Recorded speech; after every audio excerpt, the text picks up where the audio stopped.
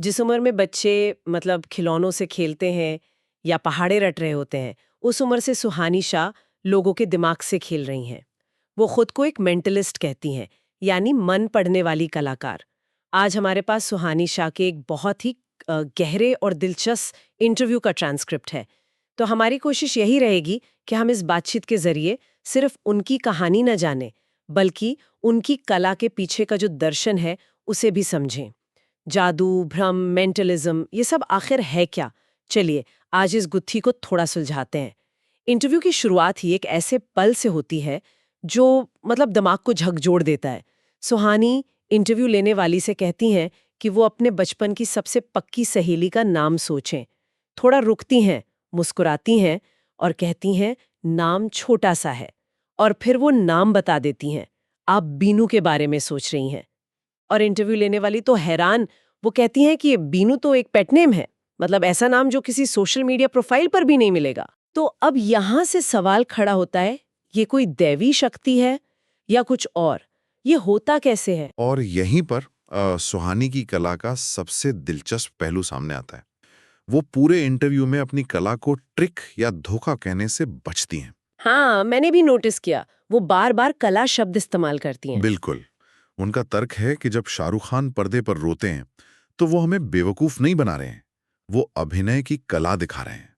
हम जानते हैं कि वो असल में दुखी नहीं है, फिर भी हम उनकी कला से प्रभावित होते हैं। तो ये एक तरह का मनोवैज्ञानिक अनुबंध है दर्शकों के इस साथ। सही शब्द, आप इसे एक साइकोलॉजिकल कॉन्ट्रैक्ट कह सकते हैं।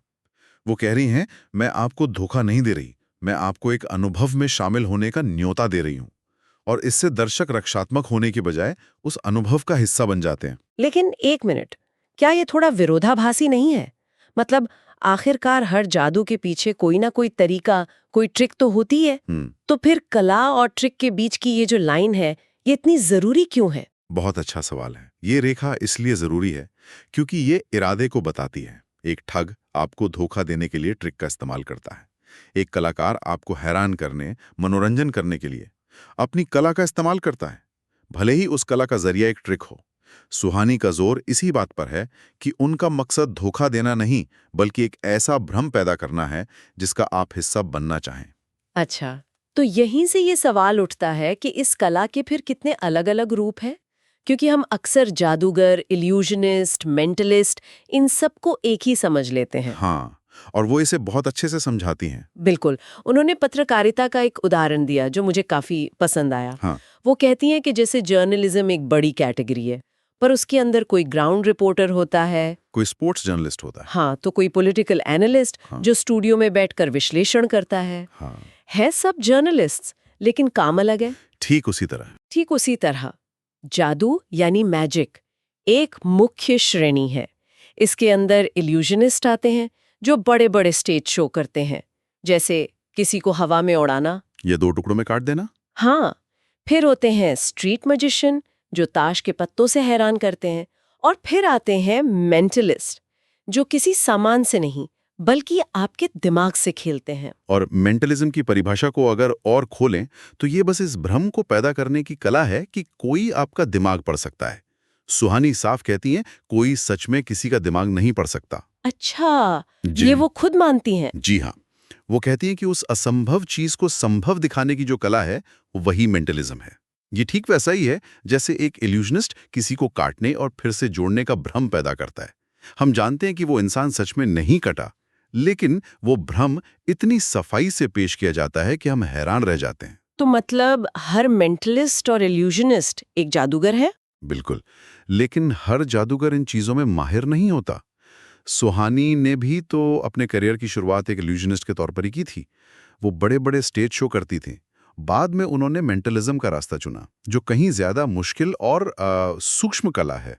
तो ये तो हुई कला की परिभाषा, लेकिन सवाल ये है कि कोई इस कला तक पहुंचता कैसे है? खासकर एक छोटी बच्ची जिसकी दुनिया खिलौनों के आसपास होनी चाहिए थी, वो दिमाग पढ़ने की इस जटिल दुनिया में कैसे आई? ये कहानी भी मतलब किसी जादू से कम नहीं है। जब वो सिर्फ 6 साल की थी, उन्होंने टीवी पर एक जादूगर को देखा। वो नोट वाला जादू है ना? हाँ, उस जादूगर ने एक दर्शक से नोट लिया, उसे गायब किया और फिर एक सेब काटा, तो वही नोट उसके अंदर से निकला। बस उस पल उस बच्चे के दिमाग में एक बात साफ हो गई, उसे जादू देखना नहीं, जादूगर बनना है। और यहाँ उनकी कहानी में उनके माता पिता की एंट्री होती है, जिनकी परवरिश का तरीका मतलब बहुत ही अनोखा था। उनका एक नियम था, वो अपने बच्चों को किसी भी चीज के लिए ना नहीं कहेंगे, हमेशा हाँ कहेंगे। 1 मिनट, हर चीज के लिए हाँ, ये तो सुनने में बहुत जोखिम भरा लगता है। कोई बच्चा तो कुछ भी मांग सकता है। बिल्कुल, लेकिन इसके पीछे गहरी रिवर्स साइकोलॉजी थी। बच्चों को पता था कि उनकी हर मांग मान ली जाएगी, इसलिए उन्हें बहुत सोच समझकर मांगना पड़ता था। अच्छा, तो जिम्मेदारी बच्चों पर ही आ जाती थी। सही पकड़ा आपने। तो जब 6 साल की सुहानी ने कहा कि मुझे जादूगर बनना है, तो माता पिता ने सिर्फ हाँ नहीं कहा, बल्कि उसे साकार करने में जुट गए। ये मतलब कमाल की परवरिश है। लेकिन राह इतनी आसान नहीं थी। मुझे ये बात बड़ी अजीब लगी कि जिस जादूगर को टीवी पर देखकर उन्हें प्रेरणा मिली, जब वो उनके पास गईं, तो उन्होंने सिखाने से मना कर दिया। ऐसा क्यों? ये उस दौर की सच्चाई है, खासकर जादू की दुनिया की। जादू की कला हमेशा रहस्यों पर टिकी रही है। गुरु अपनी कला आसानी से किसी बाहरी को नहीं सौंपते थे। लेकिन यहीं से सुहानी की यात्रा और असाधारण हो जाती है। इंटरव्यू में वो बताती हैं कि उन्होंने जादू किसी उस्ताद जादूगर से नहीं, तो फिर किससे सीखा? जादूगरों के सहायकों के एक परिवार से। सहायकों से? मतलब जो लोग पर्दे के पीछे काम करते हैं, जी हाँ। वो लोग जो लाइट्स, म्यूजिक, सेटअप संभालते थे, वो कला के पीछे की मशीनरी को जानते थे।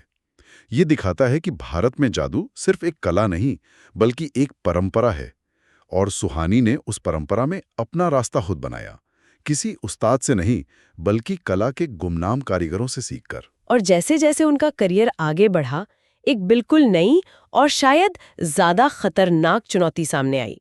लोग उनकी कला को चमत्कार समझने लगे, उन्हें कोई दैवीय शक्ति वाला मानने लगे। हाँ, शो के बाद लोग आते थे और कहते थे, हमारे घर चोरी हुई है, बता दो चोर कौन है। या कोई बीमार है, आप बस सर पर हाथ रख दो तो वो ठीक हो जाएगा। और हैरानी की बात यह कि कई बार ऐसा होता भी था। लोग कहते थे कि उनके हाथ रखने से वो बेहतर महसूस कर रहे हैं। और ये दिमाग की अपनी ही एक जादूगरी है, जिसे विज्ञान में प्लेसिबो इफेक्ट कहते हैं। मतलब लोगों का विश्वास इतना मजबूत था कि उनके दिमाग ने ही उनके शरीर को ठीक होने का सिग्नल दे दिया। इसी दौर में धीरेन्द्र शास्त्री के साथ उनके तरीकों की तुलना को लेकर एक विवाद भी हुआ था। इस मुद्दे पर सुहानी का रुख इंटरव्यू में बिल्कुल साफ है। वो कहती हैं, वो एक धर्म रक्षक है, मैं एक कलाकार हूँ। यह चमत्कार नहीं, यह कला है। वो किसी के विश्वास को ठेस नहीं पहुंचाना चाहती। हाँ, उनका मानना है कि अगर किसी का जीवन एक विश्वास पर अच्छा चल रहा है, तो उसे बनाए रखना चाहिए। लेकिन साथ ही वो अपनी कला की सच्चाई को लेकर बहुत स्पष्ट है। उनका एक बयान बहुत शक्तिशाली है। वो कहती हैं, भगवान भेदभाव नहीं करते। जब कोई उनकी कला को देवी शक्ति कहता है, तो उन्हें लगता है कि ये उनकी सालों की मेहनत का अपमान है। सही बात है, वो उस मेहनत का सम्मान चाहती हैं, ना कि उसे किसी चमत्कार का नाम दिया जाए। बिल्कुल, ये एक कलाकार की अपनी कला की गरिमा बचाने की लड़ाई है। और ये मेहनत उनके आत्मविश्वास में साफ दिखती भी है। इंटरव्यू में जब उनसे पूछा गया कि उनमें इतना आत्मविश्वास कहाँ से आया, तो उनका जवाब भी बड़ा दिलचस्प था। वो कहती हैं कि उन्होंने इतनी कम उम्र में स्टेज पर परफॉर्म करना शुरू कर दिया था कि जब तक उनमें असफलता का डर पैदा होता, तब तक उन्हें 8 साल का अनुभव हो चुका था। हाँ, मतलब डर पैदा होने से पहले ही वो अनुभवी बन चुकी थीं। इंटरव्यू में उनके पिता का एक ऑडियो संदेश भी चलाया गया जो इस बात की पुष्टि करता है। वो बताते हैं कि सुहानी बचपन से ही चीज़ों के पैटर्न को पकड़ने में माहिर थीं। गणित के पहाड़े हों या फिर एक दिन में तैरना और 2 दिन में कार चलाना सीख लेना, वो चीज़ों को रटती नहीं थीं, उनके पीछे के लॉजिक को समझती थीं। इसमें उनके परिवार की भूमिका को भी नजरअंदाज नहीं किया जा सकता। ये सिर्फ एक भावनात्मक सहारा नहीं था, बल्कि एक पूरी प्रोफेशनल यूनिट थी। मतलब उनकी माँ शो की क्रिएटिव डायरेक्टर थी। कॉस्ट्यूम से लेकर बड़े-बड़े एक्ट्स को डिजाइन करने तक पर्दे के पीछे का सारा जादू उनकी माँ रचती थी। अरे वाह! और उनके पिता मैनेजमेंट, लॉजिस्टिक्स, मतलब बाकी सब कुछ संभालते थे। अरे वाह! ये तो एक परफेक्ट टीम थी। बिल्कुल, इसी टीम ने सुहानी को वो कलाकार बनाया जो वो आज हैं। लेकिन हर कलाकार की यात्रा में एक मोड़ आता है, और सुहानी के लिए वो मोड़ था बर्नआउट। इतनी कम उम्र में शोहरत, लगातार सफर, वो एक ही तरह के एक्ट्स करते करते थक चुकी थी। और फिर वो हिमालय चली गईं। हाँ, 1 महीने के लिए सब कुछ छोड़कर। कोई फोन नहीं, कोई किताब नहीं, सिर्फ वो और उनके विचार। बिल्कुल, और वो सिर्फ एक छुट्टी नहीं थी, वो एक कलाकार का अपनी कला को फिर से खोजना था। उन्होंने महसूस किया कि सिर्फ क्या दिखाना काफी नहीं है, उन्हें इसमें एक गहरा क्यों जोड़ना होगा, और वो क्यों उन्हें मनोविज्ञान में मिला। तो यहीं से वो बड़ा बदलाव आया। हाँ, यही वो पल था जब उन्होंने अपने दो जुनून, जादू और मनोविज्ञान को मिलाने का फैसला किया।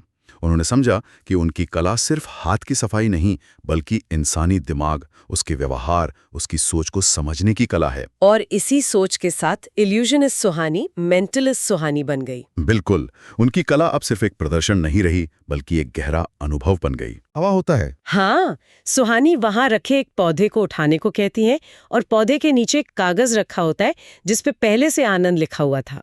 ये सब देखने और सुनने के बाद एक सवाल मन में आता है जो आज के दौर में बहुत जरूरी है। आर्टिफिशियल इंटेलिजेंस यानी एआई के आने से इस कला पर क्या असर पड़ेगा? और सुहानी का जवाब बहुत सोचने पे मजबूर करता है।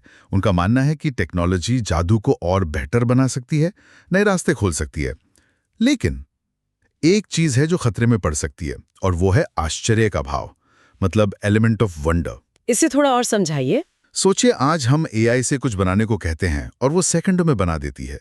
हम एक सवाल पूछते हैं और वो पूरी दुनिया का ज्ञान हमारे सामने रख देती है। ये अपने आप में एक जादू है ना, जो अब रोज की बात हो गया है।